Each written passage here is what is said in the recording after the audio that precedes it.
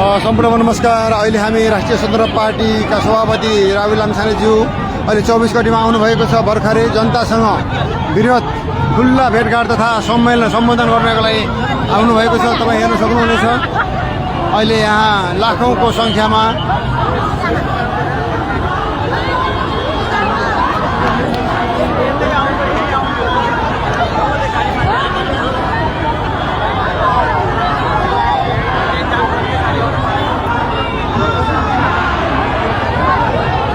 एकदम ठिक छ।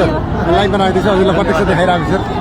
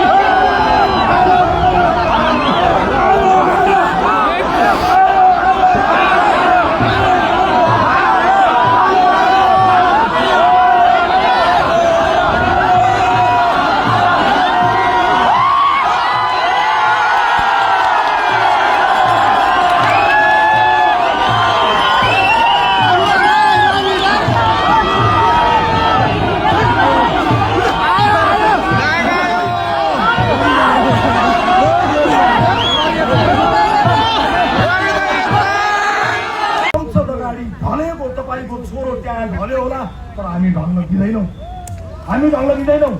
उसको शरीर ढल्यो तर उसले बोकेर आएको सपनालाई हामी ढल्न दिँदैनौँ, मर्न दिँदैनौँ।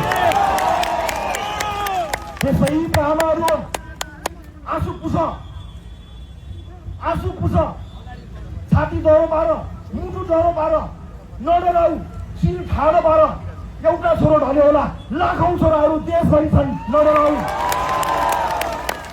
शहीदका आमाहरू, यो देशको सपना पुरा गर्नको निमित्त तिम्रो छोरोले तिम्रो छोरीले दिएको बलिदानीको एक अंश पनि खेर हुँदैन। डर राख, किनकि त्यही परिवर्तन गर्नको निमित्त भनेर मानिसहरू जागेका हुन्।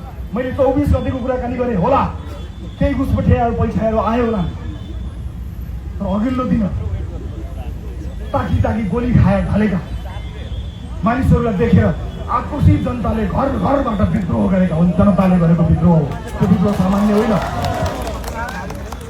त्यो विद्रोहलाई कतै पुनामा बसेर चिस्काउने चलाउने आँट नगर है। खबरदार, जनताको विद्रोहलाई चुनौती दिने भन्दै संसद बिउताउने हो कि भनेर आँखा चम्काउने र नचाउनेहरू हो होसियार। शहीदको रगत अझै सुकेको छैन, शहीदकी आमाको आँसु अझै ओभानो भएको छैन। खबरदार, धेरै आँखा नचम्काउनु होला। आमाको दाजुभाइ दिदीबहिनीहरू, अब सायद हाम्रो भेट निर्वाचनमा हुन्छ होला, त्यसभन्दा अगाडि पनि यहाँहरू समस्या आउने म कोसिस गर्नेछु।